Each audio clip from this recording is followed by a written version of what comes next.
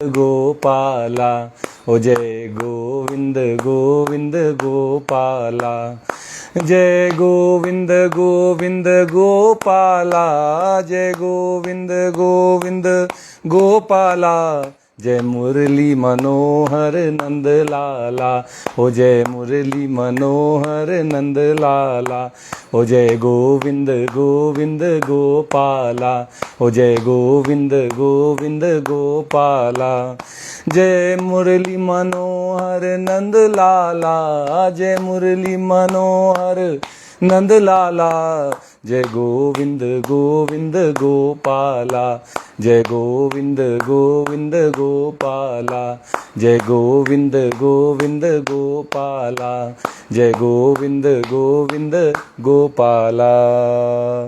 जय श्री कृष्णा। आप सबका आज के इस गीता प्रवचन के सेशन में बहुत बहुत स्वागत है। मैं आप सबका अभिनंदन करता हूं कि आपको ये भगवान द्वारा दिया गया अमृत बहुत प्रिय लगता है और आप इसको सुनने की इच्छा मन में लेकर आते हैं। कल हमने गीता पर जो चर्चा की थी उसमें भगवान अर्जुन को समझा रहे थे कि मात्रा में जल समुद्र तक पहुंचा पाए। इन दोनों अवस्थाओं में समुद्र में कोई परिवर्तन नहीं होता है। ना तो ज्यादा नदियों द्वारा पानी आने पर समुद्र ऊपर उठ जाता है और ना नदियों द्वारा कम लाया जाने पर पानी समुद्र नीचे रह जाता है, वो एक समान रहता है। ऐसी स्थिति भगवान कहते हैं हम सबकी होनी चाहिए। कामनाएं, इच्छाएं, वासनाएं, स्पृहा, ये सब हमारे अंदर उत्पन्न तो हों लेकिन ये हमें प्रभावित ना कर पाए। हम संसार में रहकर विषयों का भोगना बंद कर देते हैं और अपने मन में उठने वाली इच्छाओं को त्याग देते हैं, उन पर कोई एक्शन नहीं लेते हैं, उनको पूरी करने के लिए जद्दोजहद में नहीं लग जाते हैं, दौड़ नहीं लगाना शुरू कर देते हैं। तो भगवान कहते हैं कि ऐसे व्यक्ति को शांति प्राप्त हो जाती है। ऐसा ही व्यक्ति शांति प्राप्त करने का अधिकारी है, वह नहीं जो अपनी इच्छाओं को पूरा करने के लिए दौड़ता रहता है। वो तो दौड़ता ही रहेगा, उसको कभी शांति नहीं मिल पाएगी, उसको दुख मिलेगा, हारेगा वो और उसको अशांति मिलेगी, लेकिन कभी सुख। वे भगवान की तरफ सोए होते हैं, परमात्मा की तरफ उनका ध्यान ही नहीं होता। तो ऐसी जो रात्रि है, जो सांसारी लोग परमात्मा की तरफ अंधकार समझकर, रात्रि समझकर देखते ही नहीं है, भगवान की कृपा, भगवान का प्रेम, भगवान की भक्ति प्राप्त करने की उनमें कोई इच्छा ही नहीं होती। ऐसे लोगों की जो रात्रि है उसमें संयमी पुरुष जागते हैं, अर्थात वे भगवान का भजन करते हैं, भगवान के कीर्तन करते हैं, भगवान का स्मरण करते हैं, संतों का संग करते हैं, सत्संग करते हैं, भगवान से प्रेम करते हैं, भगवान की भक्ति करते हैं। और जिसमें ये सारे संसारी व्यक्ति जागते हैं, अर्थात संसार के भोगों, ऐश्वर्यों को भोगने में लगे रहते हैं, उनका कोई महत्व तो नहीं है, ऐसा जानकर संयमी व्यक्ति उनको रात्रि की भांति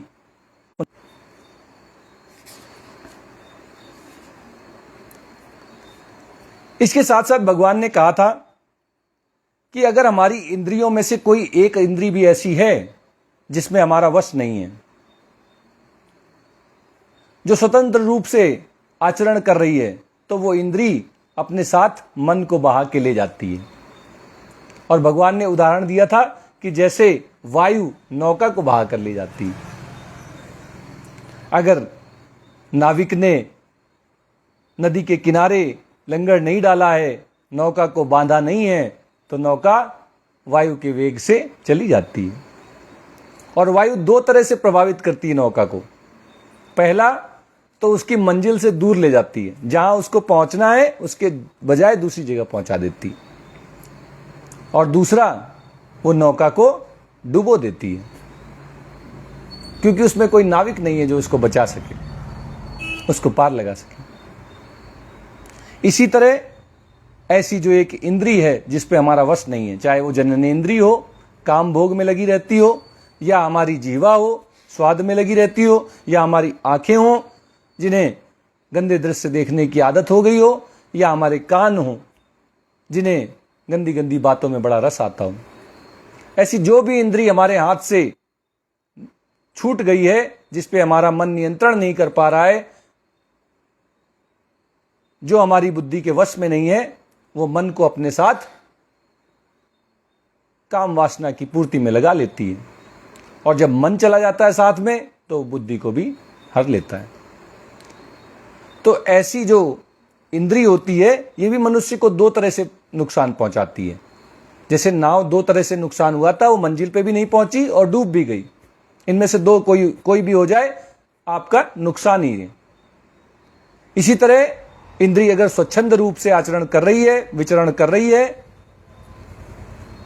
तो वो आपको दो तरह से नुकसान पहुंचाएगी। पहला तो जो आपकी मंजिल है, आप संसार में मान सम्मान, दौलत, शोहरत पाना चाहते हैं, या भगवत प्राप्ति करना चाहते हैं, भगवान की भक्ति, भगवान के प्रेम में मग्न होना चाहते हैं, इनसे वो आपको दूर ले जाती है, विषय भोगों में फंसा देती है। भोग और ऐश्वर्यों को भोगने में, उनका संग्रह करने में ही आपका जीवन बर्बाद कर देती है। और दूसरा, जैसे नाव डूब जाती है नाविक के अभाव में, वायु के वेग में, ऐसे ही ऐसी इंद्री के आवेश में व्यक्ति का पतन हो जाता है। वो कुछ ऐसा कर बैठता है जिसका उसे जीवन भर पछतावा होता है, उसकी सजा भुगतनी पड़ती है। तो इसलिए हम सबको अपनी इंद्रियों को विशेष रूप से अपने संयम में रखना चाहिए, इंद्रिय संयम का अभ्यास करना चाहिए, इंद्रियों को नियंत्रण करने का, इंद्रियों को अपने वश में करने का पूरा प्रयास करना चाहिए। क्योंकि भगवान ने कहा कि जिसकी इंद्रियां उसके वश में हैं, जिसने इंद्रियों को भली भांति नियंत्रित कर लिया है, जिसकी इंद्रियां विषयों में स्वच्छंद रूप से आचरण नहीं करती हैं, उसकी प्रज्ञा प्रतिष्ठित होती है, उसकी बुद्धि भली भांति स्थिर होती है। ये सब बताने के बाद अब भगवान इस अध्याय को उपसंहार की ओर ले जा रहे हैं। अर्जुन द्वारा पूछे गए 4 प्रश्न थे, उनके उत्तर पूरा करने के बाद अब भगवान उसको बता रहे हैं कि कैसे एक स्थित प्रज्ञ आदमी को आप पहचान सकते हैं, उसकी पहचान क्या है, उसके आचरण क्या हैं, उसके लक्षण क्या हैं।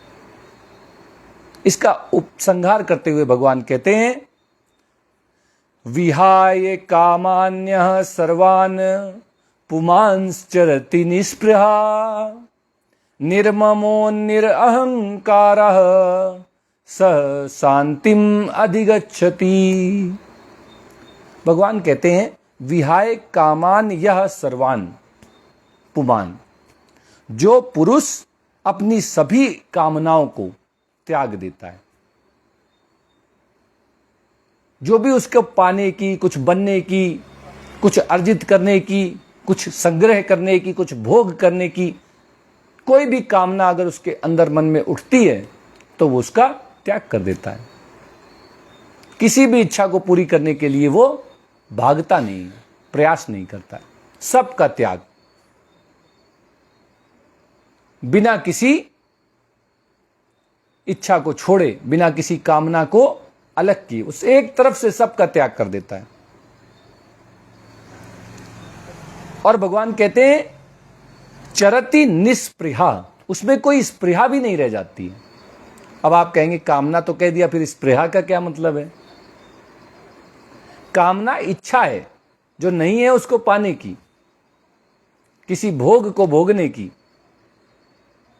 किसी वस्तु का, पदार्थ का संग्रह करने की, ये कामना है। और स्पृहा क्या है? हम यद्यपि कोई कामना अपने जीवन में ना करें, फिर भी कुछ हमारी ऐसी जरूरतें हैं जो हमारे जीवन यापन के लिए, जीवन निर्वाह के लिए जरूरतें हैं, उनको तो हमें अपने लिए प्रयास करना पड़ेगा कि वो हम कैसे पूरी कर पाएंगे। जैसे खाना खाना है हमें, भोजन की सामग्री इकट्ठा करनी पड़ेगी, इसकी हमें चिंता होती है कि आज का भोजन क्या बनेगा, कहाँ से आएगा पैसा आज के भोजन के लिए। तो ये जो दैनिक उपयोग की, जीवन निर्वाह के लिए जो आवश्यक चीज़ें हैं, इनकी जो ज़रूरत महसूस होती है, आवश्यकता महसूस होती है, इनके लिए जो मन में इच्छा उत्पन्न होती है, वो स्पृहा कहलाती है। भगवान कहते हैं कि जो संयमी पुरुष होता है, स्थित प्रज्ञ होता है, जिसके जीवन में समता आ जाती है, वो फिर जरूरी सामानों की भी इच्छा का त्याग कर देता है, उसमें स्पृहा भी नहीं रहती। आज क्या खाने को मिलेगा उसको कोई चिंता नहीं, खाने को मिल जाएगा बहुत अच्छा, नहीं मिलेगा कोई बात नहीं। यहां तक कि उसको अपना शरीर ठीक ठाक चलेगा, कितने दिन तक चलेगा, स्वस्थ रहेगा कि नहीं रहेगा, इसको समय से भोजन पानी दिया जाए, इसकी भी चिंता नहीं रहती। वो इस स्पृहा का भी त्याग, फंस जाते हैं इन सब के चक्कर में, जो जीवन का लक्ष्य है उससे भटक जाते हैं, तो जो संयम की त्याग कर देते हैं। और चौथी बात जो उनमें होती है, निरअहंकारा। दूसरों के साथ जो अपनापन है, मेरापन है, वो तो ममता है, लेकिन ये शरीर जो खुद का है, जिसके साथ मैं कह के हमने संबंध जोड़ लिया है, मैं फलाना, मैं ढिमका, मैं ये शरीर, मैं इस शरीर का मालिक, ये जो मैं जोड़ लिया अपने साथ में, ये अहंकार है। संयमी पुरुष जिनकी प्रज्ञा प्रतिष्ठित हो जाती है, जिनकी बुद्धि स्थिर हो जाती है, जिनके जीवन में समता आ जाती है, वे इस अहंकार को भी त्याग देते हैं। हर व्यक्ति अहंकार को त्यागता है। कब त्यागता है? जब वो गहरी नींद में सोया होता है, तब उसको याद नहीं रहता कि मैं शरीर हूं। जब वो जागता है तो क्या बोलता है, अरे भाई बहुत बढ़िया नींद आई, पता ही नहीं चला मैं कहां था। कभी कभी होता है ना, आपके साथ भी होता होगा ऐसा। तो उस आदमी को ये पता नहीं चला वो कहां था, इसका मतलब वो शरीर नहीं है, क्योंकि शरीर तो दृश्य है, और अगर शरीर को वो देख पा रहा था, वही साक्षी है, वही देखने वाला है, दृष्टा है। तो दृष्टा ने देखा, उसी ने तो बताया आपको कि आप कहीं पता नहीं कहां थे। तो उस समय हर व्यक्ति गहरी नींद में अपने अहंकार को भूल जाता है। तो भगवान कह रहे हैं कि जो संयमी पुरुष होता है, वो सोने के बाद नहीं, गहरी नींद में जाने के बाद नहीं, वो आंखें खुली होते हुए, जागते हुए ही अपने अहंकार से मुक्त हो जाता है। वो इस शरीर को अपना नहीं मानता है। ये शरीर, ये इंद्रियां, ये मन और बुद्धि, ये सब संसार के दिए हुए हैं। ये प्रकृति जन्य है, प्रकृति से हमें प्राप्त हुए हैं। इनको वो प्रकृति का समझकर प्रकृति के ही कार्य में, सबकी सेवा में लगा देता है। इनसे कोई अपनापन, कोई मैंपना उसके पास नहीं रहता है। तो भगवान कहते हैं कि जो पुरुष ये 4 लक्षण अपने जीवन में ले आता है, 4 लक्षण कौन से? सारी कामनाओं को समाप्त कर देता है, जो जीवन निर्वाह के लिए जरूरी चीजें हैं, उस दूसरी स्पृहा का भी त्याग कर देता है। दूसरों के साथ जो अपनापन रूपी ममता है, उस ममता का भी त्याग कर देता है, और जो अपने शरीर के साथ मैंपना जोड़ लिया है, उस अहंकार का भी त्याग कर देता है। इस तरह जो व्यक्ति इन 4 चीजों का त्याग कर देता है, भगवान कहते हैं स शांतिम अधिगच्छति, उसे परम शांति प्राप्त हो जाती, जीते जी उसे मोक्ष प्राप्त हो जाता है, वह जीवन मुक्त हो जाता है।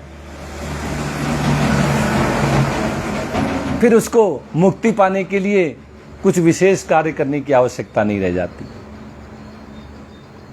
ध्यान करने से, योग करने से जो भी फल प्राप्त होते हैं, वो उसको अपने आप प्राप्त हो जाते हैं, जिसने अपने अंतर में सुधार कर लिया। दुनिया सारी बाहर सुधार करने के लिए कह रही, और एक गीता है, भगवान ने स्वयं कही है, भगवान श्री कृष्ण के श्रीमुख से निकली है, और भगवान यहाँ क्या समझा रहे हैं कि अपने अंदर परिवर्तन लाओ। बाहर के परिवर्तन कितने भी हो जाएं, वो तुम्हें प्रभावित नहीं करेंगे। अगर सदा सदा के लिए अपने जीवन से तुम दुख को हटाना चाहते हो, हार के डर को हटाना चाहते हो, अगर तुम मरना नहीं चाहते हो, अगर तुम अपने जीवन को सुखमय बनाना चाहते हो, अपने जीवन में शांति चाहते हो और भगवत प्राप्ति करना चाहते हो, आत्म साक्षात्कार करना चाहते हो, इस तरह की जो भी इच्छा आपके मन में है कि ये जीवन सफल हो जाए, इस जीवन का जो परम लक्ष्य है उस परम पिता परमेश्वर भगवान श्री कृष्ण की प्राप्ति हो जाए, उनका अनुभव हो जाए, वो सारे लक्ष्य आपको प्राप्त हो जाएंगे। बाहर कुछ नहीं करना है, अपने अंतर मन में आपको परिवर्तन लाना है। कामना ना हो, स्पृहा ना हो, ममता ना हो और अहंकार ना हो, तो समझ लीजिए आपका जीवन सफल हो जाएगा, आपको परम शांति का अनुभव होगा।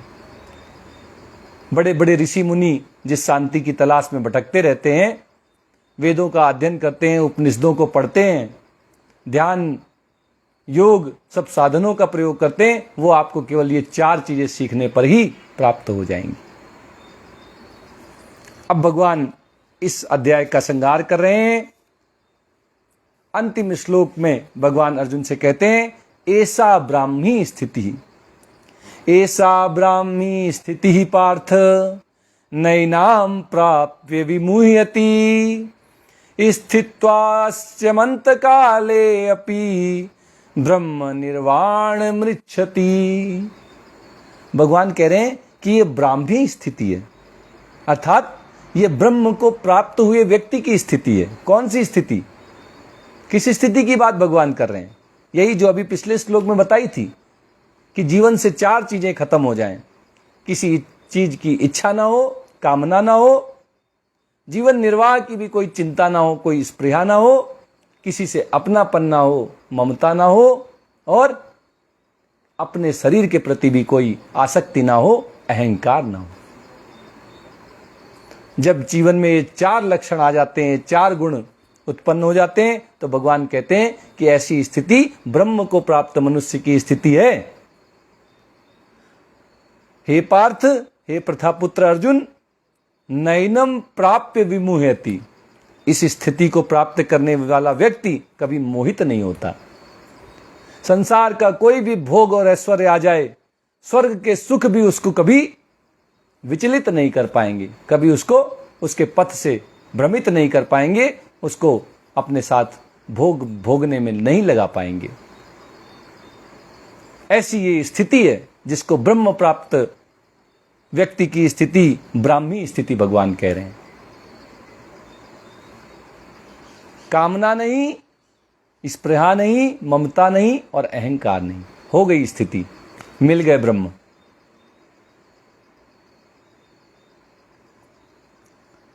और भगवान कहते हैं कि जरूरी नहीं कि आप प्रयास शुरू करें और आज ही सफल हो जाएं, हो सकता है आपको समय लगे।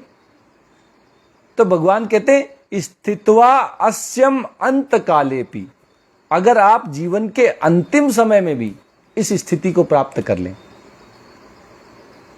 तो ब्रह्म निर्वाण मृच्छति, तो आपको ब्रह्म निर्वाण परम मोक्ष की प्राप्ति हो जाएगी, आपको मोक्ष प्राप्त हो जाएगा।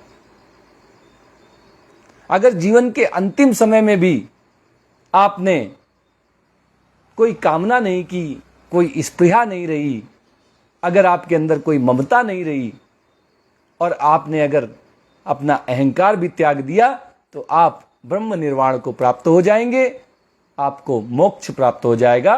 फिर कभी आप जन्म मरण नहीं होगा आपका।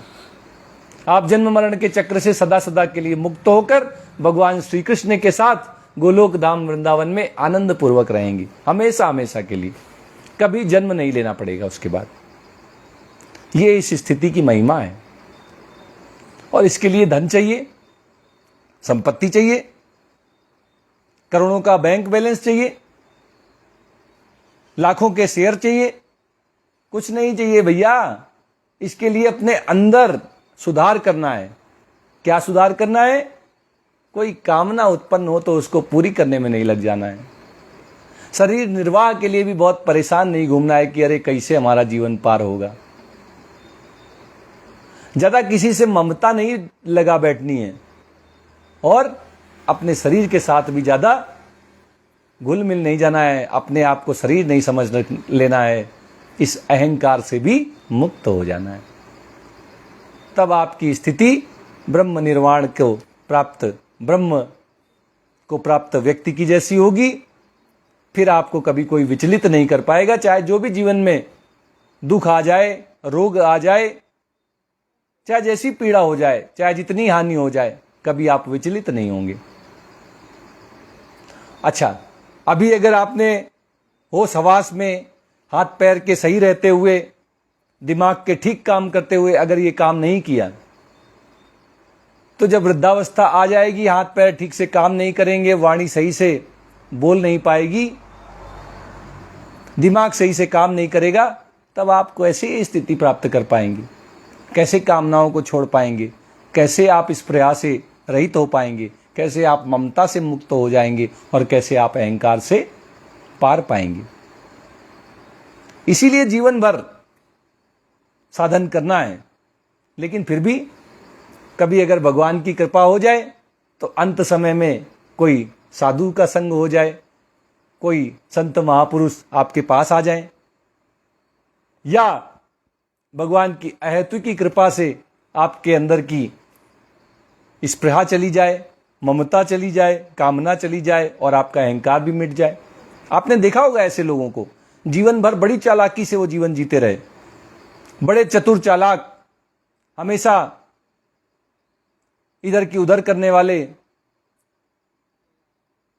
और अंतिम समय जब आया तो एकदम शांत हो गए। ऐसे व्यक्ति को भी भगवान कहते हैं कि ब्रह्म निर्वाण की प्राप्ति होती। हमारे तो अपने जीवन का अनुभव है, हमने अपनी दादी को देखा, जीवन भर उन्होंने परिवार को आगे बढ़ाने के लिए बड़ा प्रयास किया, अपने बल पर उन्होंने परिवार को पूरा आगे बढ़ाया, लेकिन जब जीवन के अंतिम समय में वह आईं तो जैसे उनके अंदर कोई कामना ही नहीं थी, उनके अंदर कोई स्पृहा नहीं थी, उनके अंदर किसी के प्रति ममता नहीं थी, और उनका देह से भी देहाभिमान मिट चुका था, उनका अहंकार गल चुका था। तो ऐसी स्थिति भगवत कृपा से होती है। जब भगवान आप पर अहेतु की कृपा करते हैं तो जीवन के अंतिम समय में भी आपको ये ब्राह्मी स्थिति प्राप्त हो जाती है और आपको ब्रह्म निर्वाण प्राप्त हो जाता है। लेकिन इसका मतलब ये नहीं है कि हम अपने जीवन भर उल्टे सीधे काम करते रहें और अंत में सोचे कि भगवान तो कृपा करेंगे, और नहीं की तो हो सकता है हिसाब बराबर करने के लिए अगले जन्म लेने की जरूरत पड़े तो भगवान कृपा नहीं करेंगे। तो इसलिए हमें आज से, अभी से ही भगवान की भक्ति में लग जाना चाहिए। जो भी कार्य करें हम, जो भी हमारे धर्म के हिसाब से, हमारे वर्ण के हिसाब से, हमारे आश्रम के हिसाब से, जहाँ कहीं भी हम रहते हैं, समय काल परिस्थिति के हिसाब से जो भी हमारे कर्म हैं, कर्तव्य हैं, उनका हम भली भांति पालन करें। अपने लिए नहीं, समाज की सेवा के लिए करें, सबकी भलाई के लिए करें। सर्वे भवन्तु सुखिना सर्वे सन्तु निरामया, इस भावना से करें। सबका कल्याण करने की, सबका भला करने की इच्छा से जब हम कर्म करते हैं तो फिर वो बंधनकारी नहीं होते हैं। इसी तरह हम जो भी कार्य करें उसके फल को भगवान को समर्पित कर दें। बोले भगवान आपकी कृपा से ही हमें ये सिद्धि प्राप्त हुई, ये सफलता प्राप्त हुई, इसके आप ही हकदार हो। हमें तो ये मेधा नहीं थी, हमें तो ये काबिलियत नहीं थी, आपकी कृपा से हमको सफलता मिली है। हे प्रभु, इसका फल भी आपको समर्पित है, ये जीवन आपको समर्पित है। भगवान का भजन करिए, भगवान से प्रेम करिए, भगवान की भक्ति करिए। एक बड़ी प्यारी कथा आपको सुनाता हूं, जिससे आपको समझ में आ जाएगा कि बड़े बड़े ऋषि मुनि भी भगवान को प्रसन्न करने में नाकामयाब हो जाते हैं, लेकिन जो गृहस्थ हैं, अगर उनकी तरफ से थोड़ा भी भजन हो जाए, थोड़ा भी भगवत नाम का उच्चारण हो जाए, थोड़ा भी कीर्तन हो जाए, थोड़ा भी प्रेम भगवान के प्रति अगर उनके जीवन में आ जाए, अगर वो थोड़ी भी भक्ति कर लें, तो भगवान प्रसन्न हो जाते हैं। एक बार विष्णु भगवान के पास नारद मुनि पहुंचे और उन्होंने विष्णु भगवान से कहा कि प्रभु, आप मुझे कृपा करके बताइए कि आपका सबसे बड़ा भक्त कौन है। नारद को आप जानते हैं, देवर्षि हैं, देवताओं के ऋषि, हमेशा नारायण नारायण कहते रहते हैं। कहीं ना कहीं उनके मन में चल रहा था कि जरूर भगवान विष्णु मेरा नाम लेंगे। मैं ही तो भगवान का सबसे बड़ा भक्त हूं, दिन भर नारायण नारायण करता रहता हूं, सबके पास जाके नारायण नारायण सुनाता रहता हूं, मुझसे बड़ा भक्त कौन होगा। ऐसे अभिमान के वश, ऐसे अहंकार के वश भगवान से नारद मुनि ने यह प्रश्न पूछ लिया। भगवान मुस्कुराते हैं और कहते हैं, नारद, प्रश्न तो तुम्हारा बहुत अच्छा है, लेकिन एक छोटा सा काम है। अगर तुम ये काम करके आ जाओ तो फिर मैं तुम्हें बताऊंगा कि मेरा सबसे बड़ा भक्त कौन सा है। तो नारद मुनि ने कहा, हां प्रभु, मैं तो आपके कार्य के लिए ही जन्मा हूं, बताइए तो क्या काम करना है। तो भगवान विष्णु ने कहा, तुम ऐसा करो, एक किसान रहता है गांव में, उसके घर चले जाओ और पूरे 24 घंटे उसके साथ रहो और देखो करता क्या है, और मुझे आके बताओ कि वो ठीक आदमी है कि नहीं है। तो नारद मुनि सुबह सुबह ही उसके घर पहुंच गए। अभी वो सो रहा था। जब वो किसान जागा तो सबसे पहले उसने राम राम 2 बार भगवान का नाम लिया और इसके बाद उठ गया, अपने दैनिक कार्यों में लग गया। अपनी गाय को चारा खिलाया, दूध निकाला और इसके बाद अपने परिवार में सबको लाड़ प्यार करके और अपने खेत में चला गया। खेत में जब उसकी पत्नी भोजन लेके आई तो बैठकर भोजन करने से पहले उसने 2 बार फिर से राम राम कहा। खाना खाया, पत्नी को विदा किया और फिर अपने खेत में काम में लग गया। शाम को घर आया, अपनी गायों को फिर से चारा खिलाया, साफ सफाई की, दूध निकाला, खाना पीना किया और फिर लेट गया। और जब आंखें बंद की तो 2 बार फिर से राम राम कहा और सो गया। नारद मुनि ने बड़े प्यार से ये सब देखा और बोले, ये तो सही आदमी नहीं है, भगवान का नाम बस दिन में 3 बार लेता है। एक बार सुबह उठते समय ले लिया, एक बार दोपहर में खाना खाने से पहले ले लिया और अब रात में सोते समय ले लिया। ये तो कोई बहुत बड़ा भगत तो दिखता नहीं मुझे। तो अपना उसकी दिनचर्या देखकर वापस भगवान विष्णु के पास पहुंच गए। पूरा वृत्तांत उनको कह सुनाया और कहने के बाद बोले कि भगवान, मैंने आपसे एक प्रश्न पूछा था कि आपका सबसे बड़ा भगत कौन है। तो भगवान बोले, नारद, अगर एक छोटा काम तुम और कर दो तो मैं तुमको फिर कोई दूसरा काम नहीं बताऊंगा, फिर मैं तुमको बता दूंगा मेरा सबसे बड़ा भक्त कौन है। तो नारद मुनि ने कहा, हाँ भगवान, आप बताओ, मैं अभी आपका काम करके आता हूं। बोले, आज मैंने ये सोचा है कि क्यों ना आज मैं भगवान शिव पे 1 लोटा जल चढ़ाऊं और मैं सोच रहा हूं कि मैं तुम्हारे हाथों से ये जल कैलाश पर्वत में भिजवाऊं, आप जाके शंकर भगवान के ऊपर 1 लोटा जल चढ़ा देना, मेरे नाम से चढ़ा देना। लेकिन देखो नारद, इसमें से 1 बूंद भी पानी गिरना नहीं चाहिए। नारद ने कहा, प्रभु बिल्कुल ऐसा ही होगा जैसी आपकी इच्छा है। अब नारद जी ने उस लोटे को हाथ में ले लिया। अब कहीं लोटे से 1 बूंद पानी भी गिर ना जाए, कहीं भगवान के भक्त होने का तमगा उनके हाथ से निकल ना जाए, इस डर से उन्होंने पूरा ध्यान लोटे में केंद्रित कर लिया। बड़ी सावधानी के साथ वो लोटे को लेकर चले, कैलाश पर पहुंचे।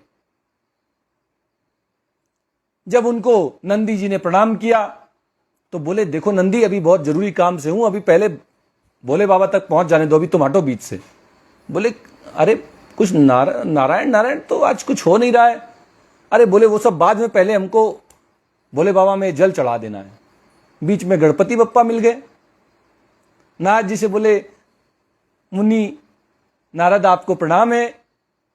नारद जी बोले, देखो गणपति, अभी बाद में प्रणाम होगा, पहले भोले बाबा में जल चढ़ा लेने दो, 1 भी बूंद गिर गई तो बात बिगड़ जाएगी। पहुंचे कैलाश में, भोलेनाथ बैठे हुए हैं, उनके सामने पहुंचे, उनको प्रणाम किया। बोले कि भगवान विष्णु ने आपके लिए जल भेजा है, एक लोटा जल आपको अर्पित करना है। मेरे हाथ से भगवान ने कहा है कि अर्पित होना है। भगवान शिव तो अंतर्यामी है, सारी घटना वो जान गए। उन्होंने छोटी सी एक मुस्कुराहट दी, उनका जल स्वीकार किया और नारद को विदा कर दिया। अब नारद खुशी के मारे फूले नहीं समा रहे थे कि आज तो मैं सबसे बड़ा भक्त बन गया। एक बूंद पानी भी मैंने लोटे से नहीं गिराया, मैं विष्णु लोक से कैलाश तक आ गया। जब वो वापसी करने लगे तो फिर से गणेश जी ने उनको टोका कि नारद मुनि कैसे हैं आप, कहाँ जा रहे हैं? उन्होंने बोला देखो अभी पहले मुझे बहुत जरूरी काम से विष्णु लोक जाना है, अभी टोका टाकी नहीं। बोले भगवान आज कुछ नारायण नारायण नहीं कर रहे हो? अरे बोले अभी बाद में करेंगे, पहले बहुत जरूरी काम से जा रहा हूं मैं, गणेश बाद में आके मिलता हूं तुमसे। नंदी जी मिले, बोले मुनि श्रेष्ठ आपको प्रणाम है। बोले नंदी मैं बाद में बात करूंगा, अभी थोड़ा जल्दी में हूं, मैं बहुत जरूरी काम से जा रहा हूं। बड़े उत्साह के साथ, बड़ी उमंग के साथ पहुंचे विष्णु लोक नारद मुनि और जाके विष्णु भगवान से पूछ लिया कि भगवान अब आप मुझे बताइए, आपने कहा था कि अब आप कोई और कार्य मुझे नहीं देंगे, आप मुझे बताएंगे कि आपका सबसे बड़ा भक्त कौन है। तो नारद को भगवान ने समझाया कि मेरा सबसे बड़ा भक्त वो किसान है, वो गृहस्थ जो दिन भर अपने सारे कार्य करता है लेकिन फिर भी 3 बार मेरा सुमिरन करता है। नारद को बड़ा दुख हुआ। उन्होंने भगवान से पूछ लिया कि भगवान मैं तो पूरे दिन नारायण नारायण करता रहता हूं, मैंने तो अपना सारा जीवन केवल नारायण नारायण कहने में ही गंवा दिया, और आप कहते हैं कि वो किसान मुझसे बड़ा भक्त है। भगवान ये बात मेरी समझ में नहीं आई। तो विष्णु भगवान ने नारद को समझाया कि देखो मैंने तो तुम्हें केवल 1 लोटा जल कैलाश तक पहुंचाने के लिए कहा था। अब तुम बताओ इस समय में यहां से लेके कैलाश जाने के दौरान और कैलाश से वापस मेरे पास तक आने के दौरान क्या तुमने एक बार भी नारायण नारायण कहा? अरे तुमको तो गणेश ने याद भी दिलवाया कि एक बार नारायण नारायण हो जाए, तो भी तुमने कहा कि बड़ी जल्दी में हूं, बड़ी जरूरी काम से जा रहा हूं। अरे नारद, जब तुम 1 लोटा पानी के चक्कर में नारायण नारायण कहना भूल गए, उस किसान के बारे में सोचो जो सुबह से उठता है, अपने घर को संभालता है, अपने जानवरों को संभालता है, अपने खेत को संभालता है, और इसके बावजूद वो दिन में 3 बार मेरा नाम लेता है। नारद मुनि को भगवान की बात समझ में आ गई। उनको अपने अहंकार में बड़ा पछतावा आया। उन्होंने भी उस किसान को सबसे बड़े भक्त के रूप में स्वीकार किया। कहने का तात्पर्य यह है कि गृहस्थ धर्म में हम सब हैं। अगर हम अपने जीवन को, जो भी हमें कर्तव्य प्राप्त हुए हैं भगवत कृपा से, उनका पालन करते हुए व्यतीत करते हैं, अपने जीवन में राग और द्वेष, इन 2 चीजों को बस हटा देते हैं। राग के जाने से और द्वेष इसके चले जाने से समता अपने आप जीवन में आ जाती है। यही उपदेश इस दूसरे अध्याय में भगवान ने अर्जुन के माध्यम से हम सबको दिया है। अगर हम भगवान की कही हुई इन 4 बातों को ध्यान रखते हैं कि हमारे जीवन में कोई कामना ना हो, जो कर्तव्य है हम करते रहें, लेकिन कुछ पाने की, कुछ मिलने की हमें आशा ना हो, कुछ कामना ना हो, और हम अपने जीवन निर्वाह को लेकर ज्यादा चिंतित ना हो, हमारे अंदर कोई स्पृहा ना हो, हम सबके साथ रहें लेकिन जल में कमल की भांति हम किसी के प्रति ममता से ना गिर जाएं, और इस शरीर के प्रति भी हमारे अंदर कोई अहंकार ना हो, कोई मैंपना ना हो। ये 4 बातें अगर हम अपने जीवन में ले आए तो भगवान का वचन है कि ये ब्रह्मी स्थिति है, ब्राह्मी स्थिति, ऐसा ब्राह्मी स्थिति, ये ब्रह्म को प्राप्त हुए व्यक्ति की स्थिति है। बड़े बड़े योगी मुनि आजीवन तपस्या करने के बाद जिस स्थिति को प्राप्त करते हैं, एक गृहस्थ केवल ये 4 चीजें अपने जीवन में ले आए तो उसको प्राप्त हो जाती है। बड़ी महिमा है गृहस्थ धर्म की, लेकिन चूंकि गृहस्थों की संख्या ज्यादा है इसलिए उनकी महिमा गाने वाला कोई आया नहीं है। और महिमा गाए भी कौन? जिन्होंने संन्यास ले लिया है, जो वैरागी हो गए हैं वो तो भगवान के भजन गाने में मस्त हैं। ये गृहस्थ हैं जो सन्यासियों के भी महिमा गाते हैं और भगवान की भी महिमा गाते हैं। अब इन गृहस्थों की महिमा कौन गाए? तो ममता ना हो, अहंकार ना हो, कामना ना हो और स्पृहा ना आएंगे। और आज नहीं तो कल या जीवन के अंतिम समय में भी अगर हम इस स्थिति को प्राप्त कर ले जाते हैं तो हमारा जीवन धन्य धन्य हो जाएगा। हम अपने जीवन के परम लक्ष्य परम पिता परमेश्वर भगवान श्री कृष्ण को प्राप्त हो जाएंगे। इसमें जरा सा भी संशय नहीं होना चाहिए, क्योंकि ये तो स्वयं भगवान श्री कृष्ण अपने मुख से कह रहे हैं।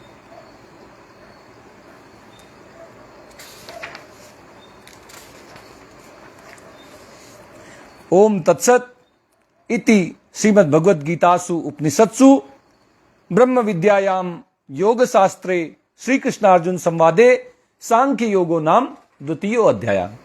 चूंकि भगवान ने अपने प्रवचन की शुरुआत सांख्य योग से की थी, इसलिए इस दूसरे अध्याय का नाम भगवान ने सांख्य योग रखा। इस प्रकार ओम तत् सत, ये जो तीनों भगवान के ही नाम हैं, इनका उच्चारण करते हुए ब्रह्म विद्या और योग शास्त्र में श्रीमद् भगवद गीता उपनिषद रूप श्री कृष्णार्जुन संवाद में सांख्य योग नामक दूसरा अध्याय आज हम लोगों ने पूरा किया। तो बोले श्री कृष्ण चंद्र भगवान की जय।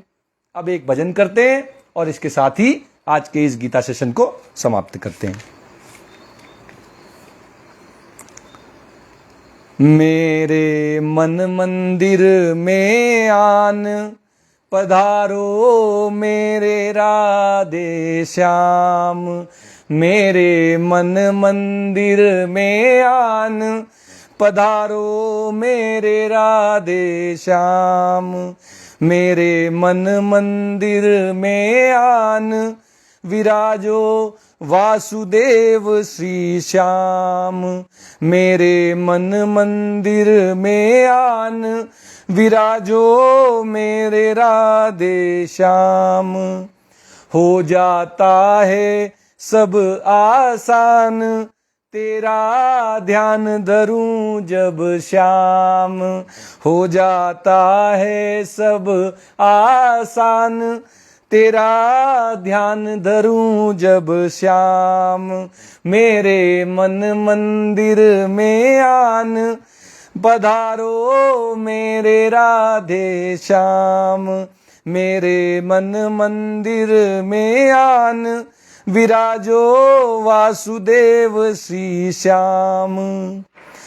तेरी छवि मैं खूब निहारूं मोर मुकुट से तुझे संवारूं। तेरी छवि मैं खूब निहारूं मोर मुकुट से तुझे संवारूं। बाजे जब बंसी की तान नमन करूं तुमको आठों याम। बाजे जब बंसी की तान नमन करूं तुमको आठों याम। मेरे मन मंदिर में आन पधारो मेरे राधे श्याम। अर्जुन को दे कर दिग्दर्शन रणभूमि को साधा प्रतिक्षण। अर्जुन को दे कर दिग्दर्शन रणभूमि को साधा प्रतिक्षण। मुझे भी पार लगा दो घन श्याम बसो मेरे अंतर मन में श्याम। मुझे भी पार लगा दो घन श्याम बसो मेरे अंतर मन में श्याम। मेरे मन मंदिर में आन पधारो मेरे राधे श्याम। राधा प्रेम की आस लगाए जोगन बन मीरा तुमको ध्याए। राधा प्रेम की आस लगाए जोगन बन मीरा तुमको ध्याए। मैं बस चाहूं एक वरदान विराजो कंठ में घन श्याम मैं बस चाहूं एक वरदान विराजो। कंठ में घन श्याम करता नित मैं तुम्हारा ध्यान, पधारो नंद गोपाला श्याम। करता नित मैं तुम्हारा ध्यान, पधारो नंद गोपाला श्याम। मेरे मन मंदिर में आन, पधारो मेरे राधे श्याम।